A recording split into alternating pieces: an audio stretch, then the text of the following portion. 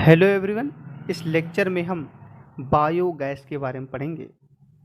तो पॉल्यूशन को कम करने के लिए हमें बायोडिग्रेडेबल सब्सटेंस का यूज करना चाहिए।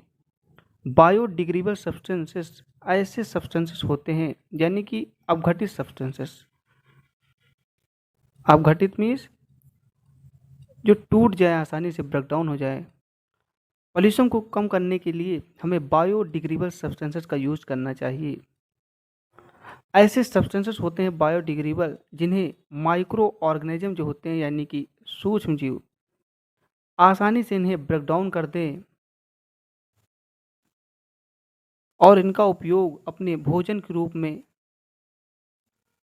करें। ऐसे सब्सटेंसेस को बायोडिग्रेडेबल सब्सटेंसेस कहा जाता है। तो माइक्रो ऑर्गेनिज्म जो यहाँ पर होते हैं वो होते हैं अनॉक्सी माइक्रो ऑर्गेनिज्म। अनॉक्सी मीन्स जो बिना ऑक्सीजन की उपस्थिति में इन बायोडिग्रेडेबल सब्सटेंसेस को तोड़ दें। अच्छा, बायोडिग्रेडेबल सब्सटेंसेस को हम कार्बनिक पदार्थ भी बोल सकते हैं, यानी कि कार्बनिक पदार्थों को सूक्ष्म जीवों की मदद से यहाँ पर तोड़ा जाता है और इनके तोड़ने पर गैस निकलती है, जिस गैस का नाम है बायोगैस। और यहाँ पर जो बायोगैस होती है वो होती है मीथेन। यानी बायोगैस ऐसी गैस होती है जो कि कार्बनिक पदार्थों के विघटन से उत्पन्न होती है। जैसे परिभाषा यहाँ पर लिखी है कि वह गैस जो कि कार्बनिक पदार्थों के विघटन से, टूटने से, ऑक्सीजन की अनुपस्थिति में सूक्ष्म जीवों के द्वारा बनाई जाती है या बनती है, उस गैस को बायोगैस कहा जाता है। तो बायोगैस की अगर हम बनावट देखें, यानी कंपोजिशन ऑफ बायोगैस, बायोगैस की अगर बनावट हम देखें तो बायोगैस जो है मेनली मेथेन से बनी होती है, प्लस कुछ अमाउंट में इसमें कार्बन डाइऑक्साइड पाया जाता है। लेकिन जो 50 से 60 या 70% जो पार्ट होता है वो होता है मीथेन गैस का। मेनली जो बायोगैस होती है वो मीथेन होती है। और बायोगैस को एक प्लांट पर बनाया जाता है, उस प्लांट पर ही क्या बनाई जाती है, बायोगैस। बायोगैस बनाने के लिए जो हमें रिक्वायरमेंट होती है वो यहाँ पर है, सबसे पहले डंग होना चाहिए, यानी कि गोबर होना चाहिए, सड़ी गली पत्तियाँ, और जो कूड़ा कचरा होना चाहिए वेट गार्बेज, ऐसा कूड़ा कचरा होना चाहिए जो सूक्ष्म जीव द्वारा ब्रेकडाउन आसानी से किया जा सके। इन कंपाउंड को वाटर के साथ मिक्स कर लिया जाता है एक टैंक में, इसको मिक्सिंग टैंक बोलते हैं। इस टैंक जब मिक्स किया जाता है तो इससे घोल बनता है, इस घोल को स्लरी कहा जाता है। इन कार्बनिक पदार्थों के घोल बनने के कारण एक टैंक में इनका घोल बन जाता है। इस टैंक में जब इनका घोल बन जाता है तो वहाँ पर सूक्ष्म जीव जो होते हैं इन कार्बनिक पदार्थों को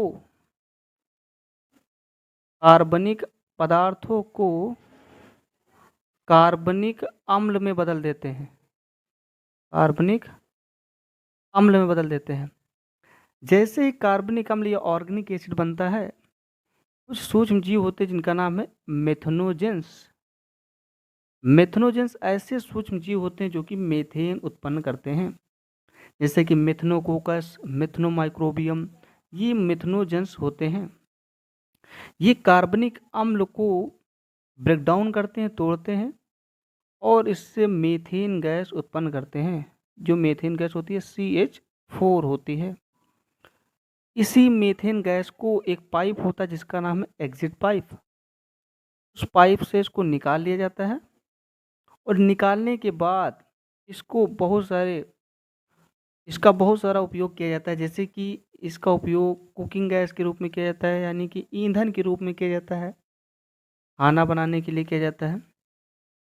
बड़े पैमाने पर इसका उपयोग इलेक्ट्रिसिटी, बिजली बनाने में किया जाता है। इसके अलावा जो इसका पार्ट नीचे बच जाता है उसका उपयोग खाद के रूप में, उर्वरक के रूप में, फर्टिलाइजर के रूप में खेतों में किया जाता है। और यह जो खाद होती है, जब मिट्टी को बिना नुकसान पहुंचाए हुए उसकी शक्ति को, उसकी फर्टिलिटी को बढ़ाने का काम करती है। माना गया है कि ये जो बायोगैस होती है वह रिन्यूएबल सोर्स ऑफ एनर्जी होती है।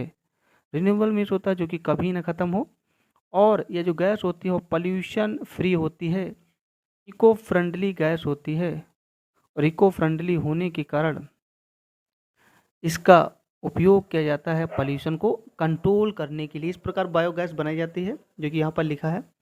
रिक्वायरमेंट अगर देखा जाए तो कैटल डंग, कार्बनिक गैस, कार्बनिक पदार्थ चाहिए, और ड्राई लीफ, सूखी पत्तियाँ। इन पदार्थों को मिलाया जाता है जल के साथ जिससे घोल बन जाता है, और सूक्ष्म जीव जो होते हैं इन कार्बनिक पदार्थों को कार्बनिक अम्ल में बदल देते हैं। इन कार्बनिक अम्ल को मेथनोजेंस होते हैं, मेथेन गैस उत्पन्न करने वाले बैक्टीरिया को मेथनोजेंस कहा जाता है। कार्बनिक अम्ल को ब्रेक डाउन करते हैं, तोड़ देते हैं, जिससे मीथेन गैस उत्पन्न होती है। इस गैस को एग्जिट एक पाइप होता है बाहरी, उससे निकाल लिया जाता है, जिसका उपयोग ईंधन के रूप में किया जाता है। दूसरा इसका यूज है खाना बनाने वाली गैस या कुकिंग गैस के रूप में किया जाता है। इलेक्ट्रिसिटी प्रोडक्शन या बिजली बनाने में किया जाता है। जैव उर्वरक या बायो फर्टिलाइजर के रूप में भी इस गैस का उपयोग, या रिमेन जो इसका बच जाता है पार्ट नीचे का, उसका उपयोग खाद या उर्वरक के रूप में किया जाता है। अगर स्ट्रक्चर के माध्यम से देखें किस प्रकार बायोगैस बनाई जाती है, तो यहाँ पर एक टैंक होता है जिसका नाम मिक्सिंग टैंक। इस मिक्सिंग टैंक से कार्बनिक पदार्थ, कैटल डंग, जो वाटर होता है, इसको ऐड किया जाता है प्रॉपर अमाउंट में, और जहाँ पर ऐड किया जाता है उसका नाम है डाइजेस्टर टैंक। डाइजेस्टर टैंक का मतलब होता है यहाँ पर इसका डाइजेशन होगा, ब्रेकडाउन होगा या टूटेगा पदार्थ, कार्बनिक पदार्थ, और जिस प्लांट पर बनाया जाता है, जिस कंटेनर में बनाया जाता है, उसको बोलते हैं बायोगैस प्लांट। तो यहाँ पर कार्बनिक पदार्थों को ब्रेकडाउन करने वाले सूक्ष्मजीव यहाँ पर होते हैं, इसको ब्रेकडाउन कर देते हैं। ब्रेकडाउन करने से गैस उत्पन्न होती है। यहाँ पर एक पाइप लगा होता है जिसको बोलते हैं एग्जिट पाइप। इसी एग्जिट पाइप से इस गैस को बाहर निकाल लिया जाता है। बाहर निकालने के बाद इसका यूज किया जाता है, जो कि हम लोग पढ़ चुके हैं। इस प्रकार बायोगैस बनाई जाती है जो कि इको फ्रेंडली होती है, यानी कि पॉल्यूशन फ्री होती है, और ग्लोबल वार्मिंग को भी कंट्रोल करती है, और मीथेन गैस उत्पन्न करने के कारण it is a source of energy. Thank you so much.